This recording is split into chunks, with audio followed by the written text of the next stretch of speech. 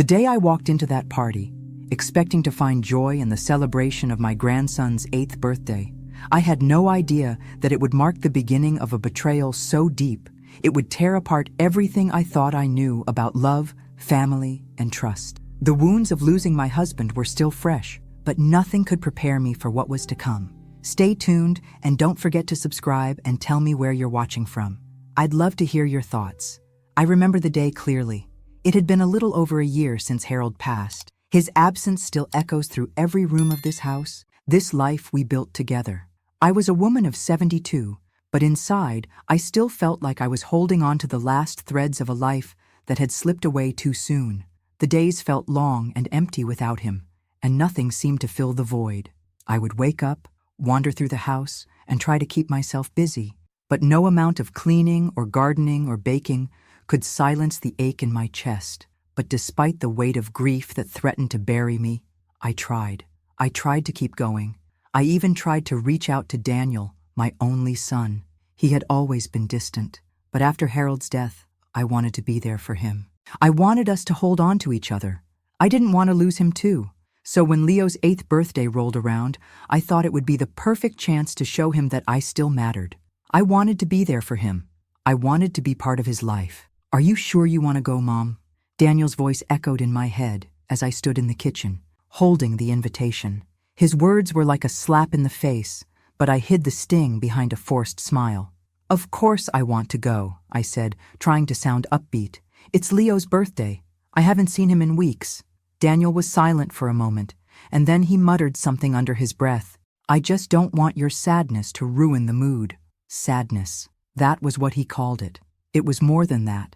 It was grief, pain, and a loss so profound I could barely breathe some days. But I didn't argue. I simply nodded and tried to ignore the hurt. The party was a few days away, and the closer it came, the more I felt my stomach twist with anticipation. I couldn't wait to see Leo's face light up when he saw me. But when the day arrived, I quickly realized that the excitement I had felt was all in my head. The moment I arrived at Daniel and Jennifer's house, I felt it. The coolness in the air, the way Daniel barely made eye contact as he ushered me inside. Jennifer was polite but distant, her forced smile never quite reaching her eyes. I tried to make small talk, but it felt like I was invisible. When I saw Leo, I couldn't help but smile. He was growing up so fast. My heart swelled with love for him, and I couldn't wait to hold him close. But as I walked toward him to give him a hug, Daniel interrupted me. "Mom, not now," he said sharply. "The photographer's waiting for us." I froze. My son had always been a bit distant, but this was different. He had never treated me like this before. He was dismissing me, ignoring me. The hurt was almost too much to bear. I watched as Daniel and Jennifer posed for pictures with their friends and neighbors, laughing, smiling, and acting like the perfect little family. And there I was, standing alone in the corner of the room, my heart breaking with every passing second. As the party continued, I felt more and more invisible. Every time I tried to engage, Daniel shut me down. I could see how Jennifer's eyes would flicker toward him whenever I spoke, as though she was controlling him, manipulating him. It made my blood boil, but I couldn't figure out how to confront it. When the party finally wound down, I was exhausted, emotionally drained. The next day, Daniel came to visit me. I knew he was going to ask me for money. It was his pattern, and I had always given him what he needed. But something inside me was different now. Something had shifted.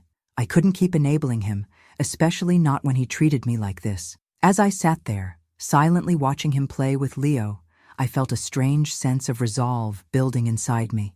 I wasn't going to be his ATM anymore. I wasn't going to let him use me and then discard me like I was nothing. He came to me with the familiar look in his eyes, the one that told me he needed something. "Mom," he started, "I need some money to cover rent and some bills." I looked at him, my heart aching. This was the moment. I couldn't go on like this. "No, Daniel," I said, my voice firm. "I'm not going to give you money anymore. I'm not going to keep enabling you." His face hardened, his jaw clenched. "What are you talking about? You've always given me money." "I know, but not anymore," I said. "I'm not going to keep doing this. You need to figure things out on your own." His eyes widened, and then his anger flared. "You're doing this on purpose. You're trying to punish me, aren't you? You've always wanted to control me, and now you're using your money to do it. You're just like Dad." The words stung, more than I care to admit, but something inside me snapped. "I'm not trying to punish you, Daniel. I'm trying to teach you something. You need to grow up and take responsibility for your own life. I can't keep doing everything for you." He stormed out of the house, slamming the door behind him. I stood there, my heart racing, but a strange sense of relief washed over me. For the first time in a long time, I had stood up for myself. But I also knew that this was just the beginning. I had no idea what was coming, but I had a feeling it was going to change everything. I didn't know how right I was. I stood there, staring at the door Daniel had slammed behind him, the sound of it still echoing in my ears. For a moment, I felt relief, but it was quickly replaced by an ache in my chest. My son, my only child, had never been this cold, this dismissive, and the words he had thrown at me, comparing me to Harold, accusing me of manipulation, stung more than I cared to admit. He was angry. No, more than that. He was frustrated, and he was hurting. But I couldn't let him keep using me as a crutch, not anymore. I needed some space. I needed to clear my head. I put on my jacket and stepped outside, walking aimlessly through the neighborhood. The cold air bit at my skin, but it felt good to breathe, to be alone with my thoughts. For the first time in months, I wasn't thinking about Harold's death or my son's demands. Instead, I found myself trying to make sense of what had just happened. Daniel's anger, Jennifer's calculated indifference, what was going on in their lives? What was I missing? My feet carried me farther than I intended. I found myself walking through the park where the leaves had already begun to change. I loved the fall, the way the colors of the trees seemed to mirror the shifting seasons of my life. But today, the beauty of it all felt distant. I was too distracted by my thoughts, too consumed by the mess of my family. It was when I reached the corner of Oak and Main that I saw them. Jennifer, my daughter-in-law. She was sitting in a cafe with a man I didn't recognize. They were laughing, her hand resting on his arm, as if she had forgotten the world around them. For a moment, I simply stood there, hidden behind the thick glass of the cafe window, watching them. I couldn't help but feel a knot tighten in my stomach. What was this? I had always known Jennifer wasn't the warmest person, but this felt different. This felt wrong. I tried to shake off the unease that crept up on me, but my curiosity got the better of me. Without thinking, I turned away and walked up the street, my heart pounding in my chest. I knew what I was doing wasn't exactly right, but something about the way they were acting made me feel like I needed to know more. I was getting too close to something I wasn't ready to confront, but I couldn't stop myself. My legs carried me further, and before I knew it, I had made my way behind the cafe. I didn't want to be seen. I didn't want to cause a scene. So I kept my distance, hiding in the shadows of the alleyway.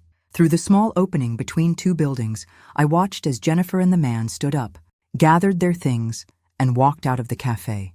They seemed completely at ease with each other. No guilt, no hesitation. As they made their way down the street, I couldn't help but follow them, my steps slow, my heart heavy with the weight of what I was about to discover. I wasn't sure what I was hoping to find, but a deep, unsettling feeling told me that whatever it was, it wouldn't be good.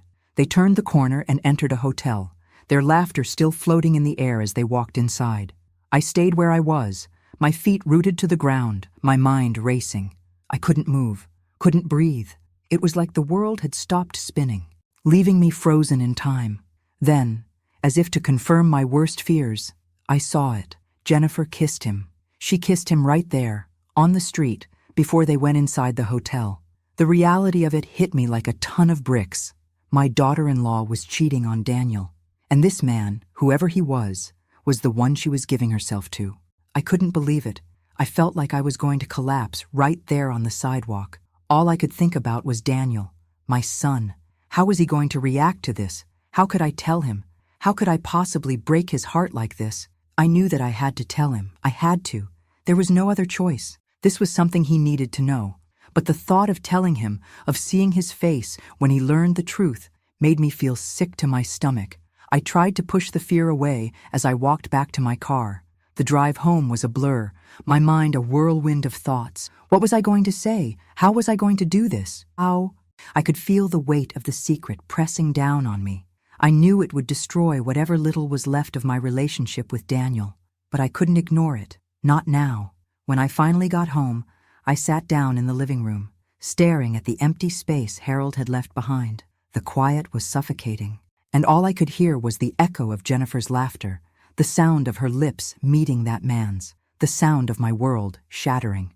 I had to tell Daniel, but how could I do it? How could I face him and tell him the truth? I tried to calm my nerves, but the thought of confronting him made my hands shake. I paced the room for what felt like hours before finally deciding that I couldn't wait. I couldn't keep this from him. I picked up the phone and dialed his number. My heart hammered in my chest as the phone rang. Hello? Daniel's voice was distant, cold. Daniel, I said, my voice barely above a whisper. I need to talk to you. There was a pause on the other end, and I could hear him sigh. What is it, Mom? I took a deep breath, steeling myself for what was about to come. It's about Jennifer. I saw her today with someone. A man. They were kissing, Daniel. She's cheating on you. There was a long silence. The kind of silence that stretches between two people like a canyon, wide and impossible to bridge. Then Daniel spoke, his voice tight with disbelief. You're lying. I wish I was, I whispered, my throat tight with emotion. But I'm not. I saw them together. I couldn't just stand by and say nothing. I waited for his response, but it didn't come. I could feel the space between us growing, the chasm widening with every passing second. Finally, Daniel's voice broke the silence. I don't believe you, Mom. I don't believe it. I'm telling you the truth, Daniel. You have to believe me. But I could already hear it in his voice. The doubt, the anger, the disbelief. He didn't want to believe it, and part of me knew he wouldn't. But I couldn't back down now. I'll prove it, I said, my voice shaking. I'll show you everything. I hung up the phone, my heart pounding in my chest. This wasn't going to be easy, but I had to do it. I had to make him see. I couldn't let Jennifer get away with this. I couldn't let her destroy my family. Not without a fight. I had barely slept the night before. My mind had been racing, replaying the scene at the cafe, the kiss, the man I didn't recognize. It felt like a nightmare, something I couldn't wake up from. But it was real. It was all real. And now, I had to face Daniel. I had to tell him what I had seen, what I knew, no matter how much it tore me apart to do it. I had to tell him for his sake, for the sake of our family. The morning felt too still, too heavy. I had rehearsed what I was going to say 100 times in my head, but each time I thought about it, the words became harder to speak. What if he didn't believe me? What if he hated me for telling him the truth? What if it ruined everything? But I couldn't hold it in anymore. I knew the truth had to come out, and it was up to me to be the one to bring it to light. When I arrived at Daniel's house, I felt that familiar knot in my stomach. It had been years since I had visited this house, years since I had felt like I was welcome here. There was a time when it had been a home, a place where I was needed, but now it felt cold, like a place where I no longer belonged. I rang the doorbell, my hands trembling, and waited. After a few moments, the door opened, and Daniel stood there, looking at me with that same guarded expression. I couldn't tell if he was angry or just indifferent, but I had to do this. Mom, he said, his voice flat. What's this about? I took a deep breath and stepped inside, knowing I couldn't back out now.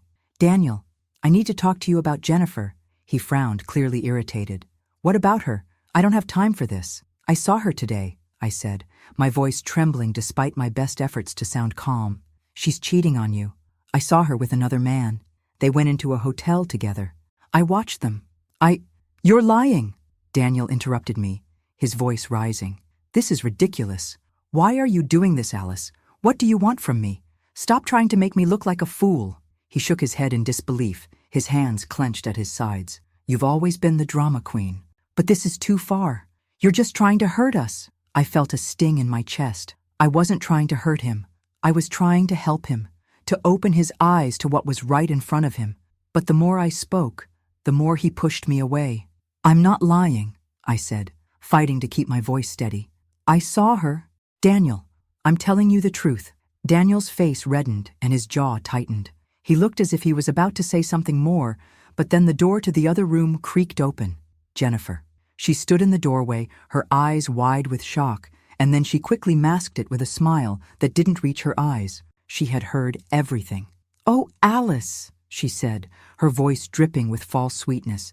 Are you serious? You're really doing this? She took a step into the room, her eyes narrowing in contempt. You're not even ashamed of yourself, are you? How far are you willing to go to destroy our lives? I opened my mouth to speak, but Jennifer wasn't done. She moved closer, her tone sharpening. You're getting old, Alice. You're losing your mind, aren't you? You need help. Maybe it's time you admit that. The words cut deeper than I wanted to admit, but I couldn't back down. This wasn't just about me anymore. It was about the truth. I wasn't going to let her manipulate me. Not this time. Not when I knew the damage she was doing to my son. You don't get to talk to me like that, I said, my voice rising. I'm not the crazy one here. You are. You're the one who's destroying everything. You've been lying to Daniel, and you think I won't see it? Jennifer's eyes flashed with fury. She took a step toward me, her body stiff with anger. I don't need to listen to this. You've never been part of our family, Alice. You think I don't know what you're trying to do? You've always wanted to ruin things, and now you're using this to tear us apart. What kind of person does that? I could feel the rage building in me. This wasn't just about her affair anymore. This was about years of manipulation, years of pretending like everything was fine when it wasn't. And Jennifer? She was the mastermind behind it all. I was trembling, but not from fear, from anger, from frustration, from the years of being ignored, belittled, and pushed aside. Without thinking, I reached for the nearest object on the table, a glass. It was a stupid impulse, a split-second decision driven by frustration. I grabbed the cup, and in one swift movement, I hurled it toward the floor with all my might. The sound of shattering glass filled the room, sharp and deafening. The cup broke into a million pieces, and one of the shards flew toward Jennifer, slicing into her leg. She screamed, the sound high-pitched and filled with rage. "Look what you did!" she cried, clutching her leg. Blood started to seep through her fingers. "You tried to kill me! You're insane, Alice! You're completely out of control!" Her words hit me like a slap. I hadn't meant to hurt her. I didn't even care about her, not really. But what I did care about was the fact that she was now turning the situation around, making me the villain. She was playing the victim, and I was the one who was losing. Daniel rushed to her side, his face twisted in anger and disbelief. "What the hell is wrong with you, Mom?" he shouted. "You've lost your mind. Get out of my house. Now!" I stood there frozen, my heart breaking all over again. I had tried to help him. I had tried to tell him the truth, and this was how he repaid me. Jennifer's bloodshot eyes looked at me with a twisted satisfaction. She had won. She had turned my own son against me, and there was nothing I could do about it. "I'm done, Alice," Daniel said, his voice cold. "I don't want to see you again." I didn't say a word as I turned and walked out the door. The weight of his words, of the way he had thrown me out like I was nothing, was too much to bear. But I knew deep down that I couldn't give up. I couldn't let them win. I would find a way to make them see the truth, even if it meant losing everything. I had never felt so powerless in my entire life. The days after the confrontation were a blur. I didn't hear from Daniel, didn't see him. Jennifer's words still echoed in my mind, how she had twisted everything, turned me into the villain. And Daniel, my own son, had rejected me, thrown me out of his home as if I were the one causing harm. I spent those next days in a haze of confusion, unsure of what to do next. I couldn't go back to that house. I couldn't face him, not after what he said. But I also couldn't let things end like this. I had to keep fighting. There had to be a way to make them see the truth. But that fight wasn't going to be as simple as I thought. It was a Wednesday morning when it all started. I had gone to the market, trying to distract myself from everything that had happened. As I walked down the aisle, my phone buzzed in my pocket. I pulled it out, half expecting to see a message from Daniel. Maybe he was finally reaching out. Maybe he was finally realizing the truth. Instead, it was a text from Jennifer. "We need to talk about you. You're not well. Daniel and I are worried about you. This can't go on." The words hit me like a punch to the gut. What did she mean, "this can't go on"? I had barely finished reading the message when the phone rang. It was Daniel. "Mom, we need to talk," he said, his voice flat, emotionless. "Jennifer and I are really concerned. You're not doing well. You need help." "Help?" I echoed, confused. "What do you mean, Daniel? I'm just trying to tell you the truth about your wife. I'm trying to protect you." "You're not well, Mom," he repeated, his voice strained. "We think it's time for you to get some professional help. Maybe even go to a facility, just for a little while. You're getting more aggressive. You threw a glass at Jennifer. That's not okay." I stood there, frozen in the middle of the grocery store, the words sinking in. A facility? They wanted to send me to a facility? It felt like the ground was slipping out from under me. Daniel, I said, my voice trembling, I'm not crazy. I'm not losing my mind. I saw what I saw and I'm trying to protect you. You need to understand. I'm sorry, Mom, he interrupted. But this isn't something we can ignore anymore. We've already talked to a doctor. Jennifer's been doing some research, and we think it's best for you to get some help. We'll arrange for everything. It'll be better for you. The last sentence cut through me like a knife. It'll be better for you. The words felt like a lie. This wasn't about me getting better. This was about them getting rid of me. They were trying to control me, to take away what little independence I had left. Daniel, please, I begged, my voice cracking. Don't do this. You're letting her manipulate you. Don't let her do this to me. But the line went silent. A moment passed, and then I heard him sigh, a heavy sound full of resignation. I'm doing this for you, Mom. I want you to get better. I want to help you. Before I could say anything else, he hung up. I stood there in the aisle, feeling like the walls were closing in on me. A hospital? A psychiatric facility? Was that what I had become in their eyes? Someone who needed to be locked away? I didn't have time to process it all before the doorbell rang at my house later that day. I wasn't expecting anyone, so when I answered it, I was shocked to see Daniel standing there with Jennifer by his side. She had that same smug, pitying smile on her face that made my blood boil. I'm sorry, Mom, Daniel said, looking more uncomfortable than I had ever seen him. But we've made arrangements. We think it's best for you to go. It's time for you to get some help. Get some help? I repeated, my voice rising with anger. I'm not going to some damn facility. I don't need help. I need you to see what's going on. What she's doing to you. Jennifer stepped forward, her voice sweet but dripping with malice. Daniel and I are just trying to do what's best for you, Alice. You're not the person you used to be. You're becoming more unstable, more erratic. We can't just sit back and watch you hurt yourself. I wanted to scream at her, to expose the truth right there, but I knew it wouldn't matter. They wouldn't listen. They were already so deep in her lies, they wouldn't believe me. They're waiting for you at the facility, Daniel said, his eyes avoiding mine. We'll take care of everything. I could feel my world crumbling. I had never imagined that my own son would do this to me, that he would allow Jennifer to manipulate him into believing I was the problem. This was the ultimate betrayal. Before I could even speak, two men in suits, who I hadn't seen before, stepped into the doorway behind Daniel and Jennifer. They didn't say anything. They just stood there, silent and cold. My heart raced. I knew what they were there for. Daniel, please, I whispered, my voice shaking. Don't do this. You can't let them take me. I'm not crazy. But Daniel just stepped aside, his face unreadable. I'm doing what's best for you, Mom. I'm sorry. One of the men moved toward me. Mrs. Alice, please. We need to get you to the car. I wanted to fight. I wanted to scream, to fight back against this madness. But I was too weak, too broken. They were taking me, and there was nothing I could do about it. As I was led to the car, Jennifer's voice echoed behind me. It'll be better for you, Alice. You'll see. The ride to the facility felt like a slow, suffocating nightmare.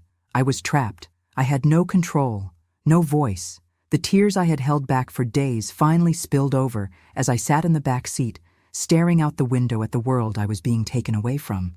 I had never felt so alone in my life. They were treating me like I was incapable, like I didn't have a say in my own life. But they were wrong. I wasn't crazy, I wasn't weak, and I wasn't going to give up. I would find a way out. I had to. The walls of the facility were stark, cold, and impersonal. The sterile smell of disinfectant hung in the air, mixing with the quiet hum of machines in the background. It was nothing like the life I had known before. This was not my home. This was a place where people went when they had nowhere else to go, when they were deemed incapable of taking care of themselves. And that's what they thought of me now. I sat in the small, uncomfortable chair in my room, my hands resting on my lap, feeling the weight of it all. How had I gotten here? Just a few weeks ago, I was in my own home, living my life, trying to help my son see the truth. Now, I was being treated like an invalid, a burden. And the worst part? No one was listening. Daniel, my own flesh and blood, had done this to me. He had let Jennifer manipulate him, let her convince him that I was losing my mind. I had spent years protecting him, loving him, only for him to throw me aside like I was nothing. And Jennifer? She was the puppet master, pulling the strings behind it all. It was humiliating, the way they treated me, the way they spoke to me, as if I were fragile, as if I couldn't understand what was happening. I had never felt so small in my entire life. The first visit they made to see me was an ordeal I would never forget. Daniel showed up, looking uncomfortable and guilty, like he didn't really know how to deal with the situation. I could tell he was struggling with the decision he had made. There was a flicker of something in his eyes, something that resembled regret, but it was fleeting. He didn't know what to say at first. He stood by the door, his hands shoved deep into his pockets, his gaze avoiding mine. I watched him, the same child I had raised, the same son who used to come to me for comfort, for guidance. Now, he was a stranger. "Mom," he said finally, his voice soft. I don't know what to say. This whole situation it's messed up." I didn't respond. What was there to say? He had already made his decision. He had already chosen Jennifer over me. He looked down at the floor, shifting uncomfortably. "I feel bad, you know. It's just hard seeing you like this." I could see the guilt in his eyes, but it didn't matter. The damage had been done. The betrayal had been too deep. Jennifer, standing next to him, put on her best concerned expression, though I could see right through it. She was faking it, just like she had faked everything else. "I know, Daniel," she said, her voice dripping with false sympathy. "It's really hard to see her like this, but she needs help. We're doing this because we care about her, because we want her to get better." I wanted to scream at her, to tell her how much I saw through her lies, how I knew exactly what she was doing, but I kept my mouth shut. There was no point. They didn't want to hear the truth. They had already made up their minds. When Daniel excused himself to go to the bathroom, leaving me alone with Jennifer, I felt the tension in the air shift. It was as if the moment of false sympathy was over, and the real Jennifer was finally going to show her true face. She leaned in close, her voice low, almost a whisper, though there was nothing kind about her tone. "Now that you're here, Alice," she said with a smile that didn't reach her eyes, "I'm going to take everything you have, your house, your car, your finances. It'll all be mine soon, and in time, it'll all be my lover's too. You don't have anything left, nothing, and there's nothing you can do about it." I felt the weight of her words, the venom in her voice. My body went cold, my stomach twisted in knots. It was as if everything I had worked for, everything I had built, was slipping through my fingers. My son, my home, my life, it was all being taken from me. But what hit me the hardest wasn't just the realization that Jennifer was after my money, after my life. It was the realization that Daniel had no idea. He had no idea what kind of woman she really was. He was so blinded by her manipulation that he couldn't see the truth, and Jennifer was exploiting that, using him to get everything she wanted. I clenched my fists, my nails digging into my palms. How had I not seen it sooner? How had I been so blind to her scheming ways? Jennifer's smile widened as she saw the look on my face. She knew she had won. She knew I was powerless to stop her. "You'll never get out of here, Alice," she said, her voice dripping with satisfaction. "We have you exactly where we want you. You're weak. You're nothing now." I refused to let her see how much her words hurt. I refused to give her the satisfaction of knowing how deeply she had cut me. Instead, I looked her straight in the eyes and said, "You won't get away with this. I will fight you. I will fight you until I have nothing left." She chuckled, a low, mocking sound that made my blood boil. "You're welcome to try," she said, turning on her heel and walking away. As I sat there, the weight of her words pressing down on me, I knew that I couldn't give up. I couldn't let Jennifer win. I couldn't let her destroy everything Harold and I had worked for. I had to find a way out. I had to find a way to expose her, to show Daniel the truth. But more than that, I had to find a way to regain control of my life, because if I didn't, everything I had ever known, everything I had ever loved, would slip away from me forever. And I wasn't ready to let that happen. Not yet. I couldn't just sit here in this place, waiting for Jennifer to take everything I had worked for. I couldn't let her win. I had to do something. And the more I thought about it, the more I realized what I needed was something concrete, something real. Evidence. I had to have something to prove to Daniel that Jennifer was not the sweet, innocent woman she pretended to be. I wasn't going to let my son stay in the dark. He needed to know the truth. I knew he wouldn't listen to me directly, not after everything that had happened, but I had to find a way to make him see the monster she really was. The only problem was that I was stuck here, that I was in this God-forsaken facility, trapped. They were controlling my every move, my every breath. I couldn't just walk out and confront them. If I tried, they would call Daniel, and I would lose any chance of gaining his trust again. But I could still do something. I could use the resources around me. I was allowed to use the computer in the common area of the facility. It wasn't much, but it was enough. Late one night, when the other residents were asleep, I made my way into the room. My hands were shaking as I sat down, but I had to do this. I had to act quickly, before Jennifer and Daniel could do any more damage. I opened the browser and searched for a private investigator. I had no idea how to go about it, but I knew I couldn't waste time. I found a few listings, but one caught my eye. A local detective agency with solid reviews. I took a deep breath, my heart pounding in my chest, and clicked the number to call. A man answered on the second ring. "Hello? This is Donovan Investigations. How can I help you?" I swallowed hard, my throat dry. "I need help," I said, my voice barely above a whisper. "There's something going on, something I need to expose, but I can't do it myself." I explained everything to him, how Jennifer had manipulated Daniel, how she had taken control of my life, and how I was now trapped in this facility. I told him about the affair, about the way she was scheming to take everything I had, and then I gave him my final piece of the puzzle. I told him about Leo, my grandson, and how I suspected that Jennifer's lover might be his father, not Daniel. Donovan was quiet for a moment, listening to every word, and then he spoke, his tone measured but serious. "We can get you the evidence you need, but you're going to need more than just the affair. You need proof that she's manipulating everything for your money. That's the key to legally fighting her." I thought for a moment, the pieces of the puzzle slowly falling into place. I couldn't just expose the affair and expect Daniel to believe me. I needed proof of the bigger scheme, the financial manipulation, the control over Daniel, the lies she'd been feeding him. "I have an idea," I said suddenly. "I need you to get me something. A recorder. I'm stuck in the facility, but I have an opportunity to catch her. I just need a way to record her saying what she's been doing, what she plans to do." Donovan agreed to the plan.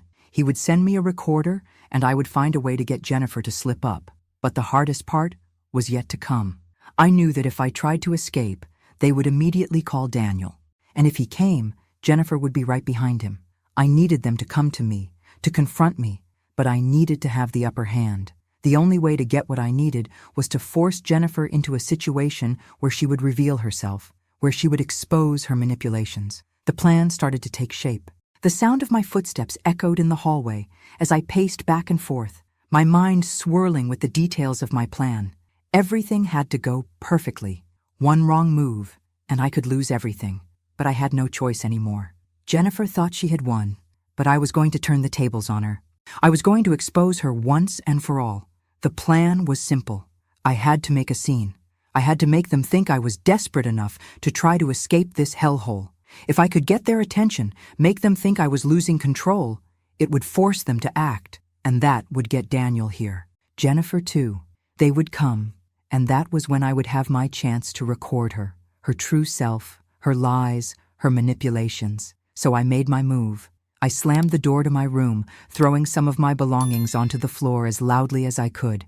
Then I yelled, I screamed, calling for help, calling out to anyone who would listen. I shouted about how I was being locked up, about how I couldn't take it anymore, how I needed to leave. It was all an act, of course, but it had to be convincing.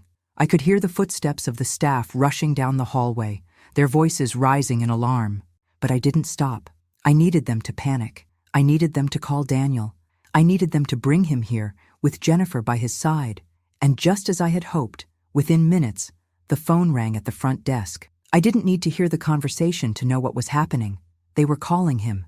Daniel would be on his way. Jennifer would be with him. The trap had been set.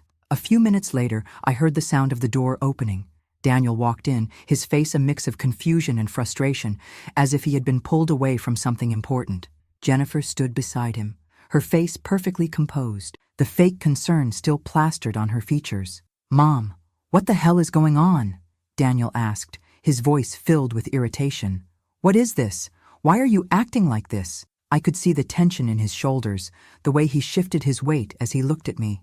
He didn't want to be here. He didn't want to deal with me, and I could feel it in the air between us. But this was the moment. This was the time to manipulate the situation, to make him think that maybe, just maybe, I wasn't as crazy as Jennifer wanted him to believe.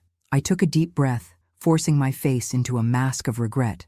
My voice came out soft, almost pleading. "Daniel, I'm sorry. I know you're doing this because you care, but I can't keep living like this. I need to get out of here. Please, can you talk to the doctor? Maybe I can have fewer restrictions. Please help me."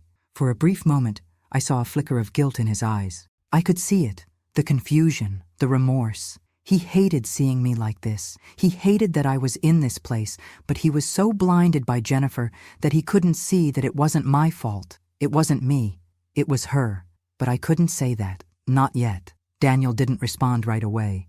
Instead, he glanced at Jennifer, his eyes searching hers, as if looking for permission to do something.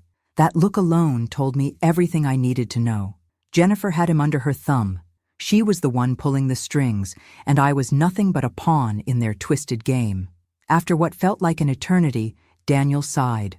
"I'll go talk to the doctor," he muttered, his voice tinged with frustration. "I'll see what I can do." With that, he left the room, leaving me alone with Jennifer. Now, this was it. This was my chance. I waited for a few moments, listening carefully for the sound of Daniel's footsteps fading down the hallway. Once I was sure he was gone, I turned to Jennifer. She stood there, arms crossed, a smug smile curling on her lips, as if she had already won. I knew what I had to do. I let out a soft, almost tired sigh, keeping my voice casual as I spoke. "So, you've been busy, huh? I'm sure you've already spent all my money, haven't you? I know you've been planning this for a while. You probably sold the house and the car already. That's what you do, isn't it? Take everything that's mine and make it yours." Jennifer's smile faltered for just a moment, but she quickly recovered, her expression dripping with fake sympathy. "Alice, you don't understand. We're doing this for you. You need help. You need to get better. You can't keep living like this. You've lost everything." But I wasn't listening to her words anymore. I knew exactly what I was doing. I had baited her, and now I had her where I wanted her. Jennifer laughed, a high-pitched, condescending laugh that made my blood boil. She stepped closer to me, as if she were about to offer some comforting words, but all I heard were the lies she had been feeding me for months. "You have no idea how much easier things are now, that we don't have to worry about you," she said, her tone dripping with malice. "The house is gone, the car is gone, everything you had, it's all mine now. We're living just fine, Alice, living off of your money. You've served your purpose. You're a burden now, a useless old woman." Her words hit me like a slap in the face. I had always known Jennifer was ruthless, but hearing her say it so coldly, so plainly, it made me sick. But I didn't let her see how much it hurt. I couldn't afford to show weakness. What she didn't know, what she had no idea about, was that every word she said was being recorded. Every confession, every lie, was being captured on that tiny device I had hidden in my pocket. She smiled down at me, her voice mocking as she added, "You'll never get anything back, Alice. There's nothing you can do about it now. You're trapped." I took a deep breath, keeping my expression neutral. "We'll see about that," I whispered under my breath, knowing that in the end, Jennifer would regret every single word she'd just said. I had what I needed, the proof, the damning evidence, and now nothing would stop me. I would make sure Daniel knew the truth. It was only a matter of time. The weight of what I had in my hands felt heavier than I ever imagined. I sat at the community computer, my fingers trembling as I accessed the internet, carefully uploading the files from the recorder Donovan had sent me. Every word Jennifer had said, every confession, every lie, was right there. I could almost feel her smirk, hear her cruel laughter echoing in my mind. But now, it wasn't her words anymore. Now, it was proof, solid, irrefutable proof. I paused before hitting the send button. This was it, the moment I had been waiting for. I wasn't just a powerless old woman in a cold, sterile facility anymore. I had a chance to take back control, to expose the truth. I had been through so much, but I wasn't going to let Jennifer win. I sent the files to Donovan, my heart pounding as the email was sent off. I was shaking with a mixture of fear and excitement, unsure of what would happen next, but knowing that I had crossed a line I couldn't uncross. I wasn't just sitting back anymore. I was fighting. Within moments, Donovan's reply came through. It was simple, concise, and professional. "We've got everything we need. I'm filing a case as we speak. We'll go public with this, but I've also contacted an attorney to help with the process of getting you out of that facility. We'll make sure they can't keep you there any longer." I let out a shaky breath. I could hardly believe it was happening. For the first time in months, I felt something that resembled hope. Maybe this nightmare could end. Maybe I could finally take back what was mine. But there was no time to relax. Donovan's next message made my blood run cold. "Listen, Alice, I've spoken with the lawyer. We need to act quickly. If Daniel and Jennifer catch wind of this, they'll destroy the evidence before we have a chance to use it. We need to get you out of there as soon as possible, discreetly. We can't let them know what we're doing." My heart pounded in my chest. I knew what that meant. If they found out, everything would fall apart. Jennifer would make sure of it. She wouldn't hesitate to destroy me completely. This had to stay quiet. No one could know. I could feel the urgency of the situation pressing down on me. I wasn't just fighting for my freedom anymore. I was fighting for my future, my life, my family's legacy. Everything Harold and I had worked for was on the line. I couldn't afford to mess this up. The plan was simple. I had to get out, fast. But there was one catch. I couldn't do it alone. I would need the lawyer and Donovan to work quickly. And most importantly, I needed them to make sure Daniel and Jennifer never saw it coming. They couldn't find out what was happening. If they did, they would fight back, and I would lose everything. The lawyer Donovan had contacted called me the next morning. His voice was calm, professional, but there was a sense of urgency there that I couldn't ignore. "We filed the necessary papers, Alice," he said. "We've already contacted the facility. They're on board with the plan, and we'll be moving you to a safe location in the next few days. You'll be out before anyone realizes what's happening, but we need you to stay quiet. Don't let them know what we're doing." I nodded, though I knew he couldn't see me. "I won't say anything. I just need to get out of here." "Good. We're working on a plan to ensure your assets are protected. We'll make sure Jennifer doesn't get her hands on anything, but we need to be swift. If they find out about the legal action, they'll move fast to cover their tracks." I felt a surge of hope, but also fear. Everything was hanging by a thread, but I had no choice. I had to trust them. I had to believe that they could help me. "I understand," I said. "Just make sure they don't find out. If they do, it's all over." "We're on it," the lawyer reassured me. "We'll keep you updated every step of the way. Just stay calm, and we'll get you out of there." I hung up the phone and sat in silence, trying to steady my breathing. It was happening.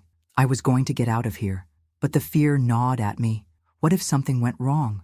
What if Jennifer found out? What if Daniel came to his senses and realized what I was doing? I couldn't afford to make a mistake now. I couldn't afford to trust anyone but the people who were working to help me escape. And so, I waited. The days dragged on, each one feeling longer than the last. I could feel the tension building inside me, but I didn't show it. I couldn't let anyone here see how desperate I was. Not the staff, not the other residents. No one could know that I was about to be set free. I spent every moment I could in my room, using the time to gather my strength and prepare for what was coming. There was no turning back now. This was my chance. This was my fight, and I was going to win. As I lay in my bed that night, my mind racing, I knew that everything was about to change. For better or for worse, I was on the cusp of reclaiming my life. But Jennifer didn't know that yet, and when she found out, it would be too late. The trap had been set, and now it was time to let it spring. The morning dawned quietly, a soft light creeping through the blinds of my room. I sat on the edge of the bed, my heart racing with anticipation. Today was the day everything would change. Today, I would finally escape the hellhole they had put me in. I had never felt more alive than I did in this moment, but there was still a sense of caution. There was no room for mistakes now, not after everything I had endured. I couldn't afford to falter now, not when the stakes were so high. I heard the faint sound of footsteps outside my door, and then the soft knock I had been waiting for. It was Donovan. He had arranged everything. "Are you ready?" he asked, his voice low, filled with urgency. I nodded, even though he couldn't see me. "I'm ready." He handed me the small envelope with the court documents inside. everything we needed to make my release official. The lawyer had worked quickly, and thanks to their efforts, I was about to leave without anyone knowing. No one, least of all Jennifer and Daniel, could find out. I stood up, my knees a little weaker than I would have liked, but I pushed the fear aside. I couldn't show any weakness now, not when I was this close to taking back control of my life. Donovan gave me a quick nod, and we moved quickly through the back halls of the facility. The staff was distracted, and the guards had been given strict instructions not to ask questions. Everything had been set up to make my exit as smooth as possible. In minutes, I was out the door, walking into the cool morning air.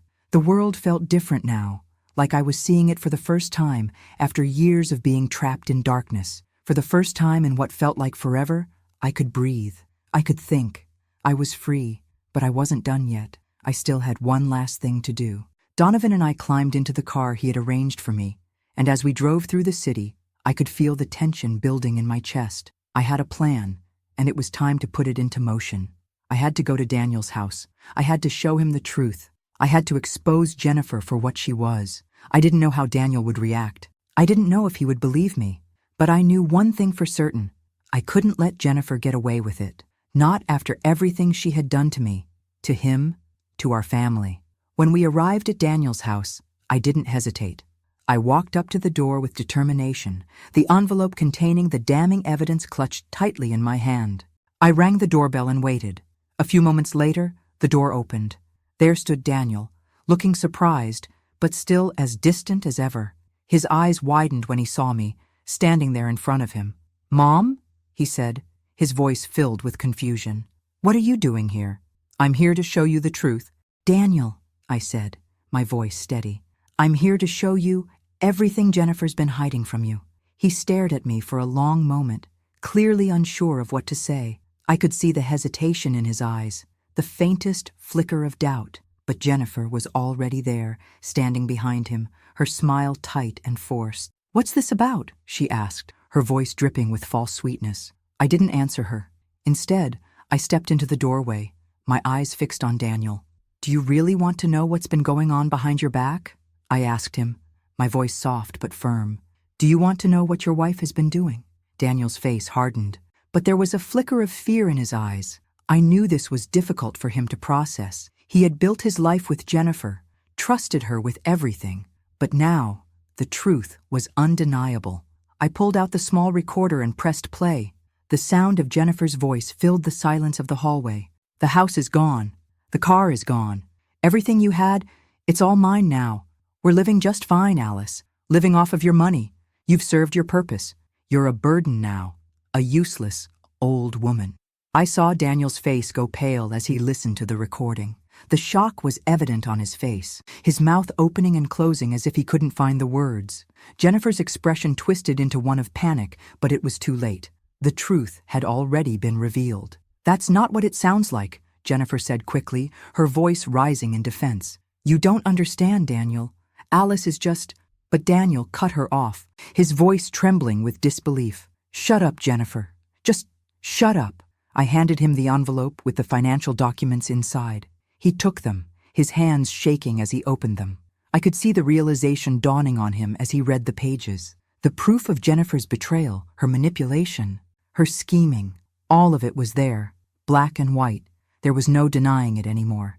This is insane," Daniel muttered, his voice filled with horror. He looked up at me, his face a mixture of guilt and disbelief. I had no idea she was doing this to me, to you." Jennifer's face turned red with anger. "You don't know what you're talking about," she spat. "This is all lies. None of this is true." I shook my head slowly, my eyes never leaving her. "You've been lying to him, Jennifer, all this time. You've been manipulating him, taking everything I worked for, everything Harold and I built. And you thought you could get away with it. But you won't." Daniel turned to Jennifer, his voice cold, hard. "I trusted you. I believed in you. But you've been deceiving me. All this time." Jennifer's face twisted into an expression of pure rage. "You don't know what you're talking about," she hissed, taking a step forward. "You think you can just come in here and ruin everything? I'm not ruining anything." "Jennifer," I said, my voice steady, "you did that all on your own." Daniel stood there, staring at her, his mind clearly reeling from everything he had just learned. He looked back at me, his eyes filled with confusion and hurt. Is it true? Is Leo? I took a deep breath and nodded, the weight of the truth sinking in. Yes, Leo may not be your son. Jennifer's affair. It's been going on for a while. I'm sorry, Daniel, but it's time you knew the truth. Daniel's face crumpled, the weight of the realization crashing down on him. No, this can't be true. But it was, and now there was no escaping it. Jennifer was exposed, the truth was out, and the life she had built on lies and manipulation was starting to unravel. It was like a storm had passed through Daniel's life, and now there was nothing but the wreckage left behind. The weight of everything, the betrayal, the lies, the manipulation, hung over him like a dark cloud, one he couldn't escape, no matter how hard he tried. The next few days felt like a blur. Jennifer was arrested, charged with financial manipulation, fraud, and conspiracy. The evidence I had provided, her own words, the documents, everything, was enough to put her behind bars. The authorities wasted no time. She was hauled away, handcuffed and humiliated, her face twisted in rage and disbelief. She tried to scream her innocence, but it was too late. The lies had caught up with her, and there was no getting out of it. I watched it all unfold, feeling a strange sense of relief. It wasn't the kind of victory I had imagined. There was no satisfaction in seeing her taken away, no joy in the knowledge that she would finally pay for what she'd done. All I felt was emptiness. For years I had been her victim. For years I had been manipulated, controlled. And now, here I was, standing in the wreckage of everything. Daniel, of course, was devastated. He had trusted her. He had built a life with her, one he thought was real. But now, everything he had believed in was shattered. He was left to pick up the pieces, and it wasn't going to be easy. I tried to avoid him in the days that followed, giving him space to process everything. I wasn't sure what I could say to him. After all, he had betrayed me too. He had sided with Jennifer, turned his back on me when I needed him the most. But there was something in his eyes now, something that hadn't been there before. Guilt. He showed up at my door one afternoon, looking exhausted and broken. He was different, his face pale, his posture slumped as if the weight of his actions had physically drained him. "Mom," he said softly, his voice hoarse. I don't know how to fix this. I don't know how to make up for what I've done." I didn't say anything at first. What was there to say? I had been through too much to just forgive him on the spot. But there was something in the way he said it, something raw and genuine. Maybe he was starting to see the truth. Maybe he was beginning to realize just how deep his own blind spots had been. "Daniel," I finally said, my voice steady but filled with the weight of everything we had been through. "It's not about fixing it. It's about learning from it. You have to face what you've done. You've got to live with it, and so do I." He nodded slowly, looking at the ground. I know I can't take any of it back, but there's something I need to do, something I've been thinking about." I looked at him curiously, waiting for him to continue. "I need to adopt Leo," he said quietly. "I don't care about bloodlines. I don't care if he's not my biological son. He's mine. I'm the one who's been here for him. I'm the one who's raised him." His words hung in the air between us, and for a moment, I didn't know how to react. It was such a complicated, tangled situation. Leo had been a part of our family, but now there was the question of paternity. What if he wasn't Daniel's child after all? What if he was the product of Jennifer's affair? Could Daniel still be the father in every sense of the word? I didn't have the answers. I couldn't give them to him. But in that moment, I understood what he was trying to do. He was trying to make things right, trying to fix what he had broken. And, maybe for the first time, he was trying to be a father. Maybe he wasn't the man I thought he was. Maybe he still had a chance to prove himself. "You don't have to do it alone, Daniel," I said, my voice softening. "You're not alone in this. If you really want to adopt Leo, then you'll have to fight for it. But you don't have to do it by yourself." He looked at me with gratitude in his eyes. But there was something else there too, something that I couldn't quite place. Maybe it was guilt. Maybe it was relief. But whatever it wasn't the same Daniel who had thrown me out. This was someone who was trying to heal, trying to fix the pieces of his shattered life. The next few weeks were a whirlwind. Jennifer's arrest and the legal proceedings were only the beginning. There were discussions about Leo's future, legal battles about his custody, and a long road ahead for Daniel. I watched as he slowly began to take responsibility for his actions, for the role he had played in my pain and in the unraveling of everything we had once been. I didn't know if we could ever go back to the way things were before. There was so much that had been broken. But I did know this. I was finally free. Free from Jennifer's control, free from the manipulation, free from the guilt and the anger that had weighed me down for so long. I started to rebuild my life, slowly, carefully. I moved into a small house on the outskirts of town, one that felt like a fresh start.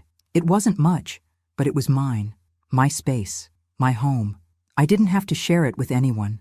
I could do things my way, without the constant weight of someone else's expectations. And little by little, I began to feel like myself again.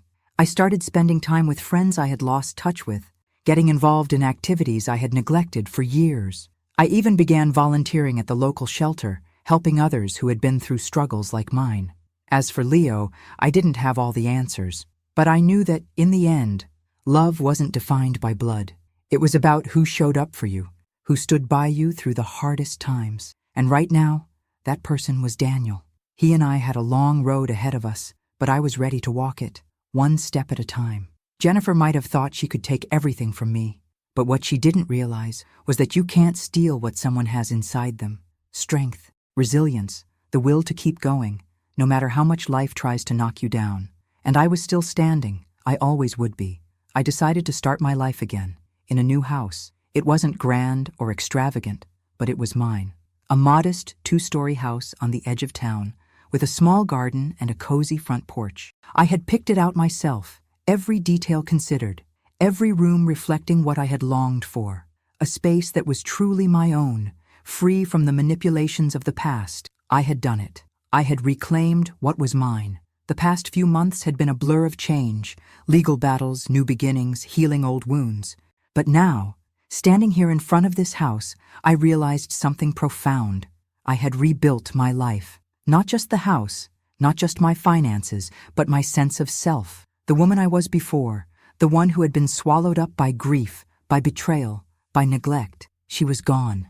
She had been replaced by someone stronger, someone who knew her worth and wasn't afraid to fight for it. I walked into the house, taking in the familiar smell of fresh paint and new wood. I could almost hear Harold's voice in my head, telling me how proud he'd be. It wasn't easy, the process of letting go of him. His absence still carved a space in my heart that nothing could fill. But I had learned to carry that pain in a different way now, a way that didn't consume me, a way that allowed me to keep living. I had spent so many years living for others, trying to be the perfect wife, the perfect mother, the perfect daughter-in-law. But in the end, I realized that the most important person to live for was myself. I didn't want to waste any more time on the people who had tried to take everything from me.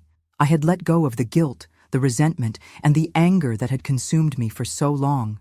But that didn't mean I couldn't help those I loved who were still struggling. Daniel had been working hard to rebuild his life. And Leo, well, Leo was still adjusting, still coming to terms with everything. I couldn't erase what had happened, but I could be there for them. I didn't know what the future held, but I was determined to help them as they had helped me, to give them the support I had denied myself for far too long.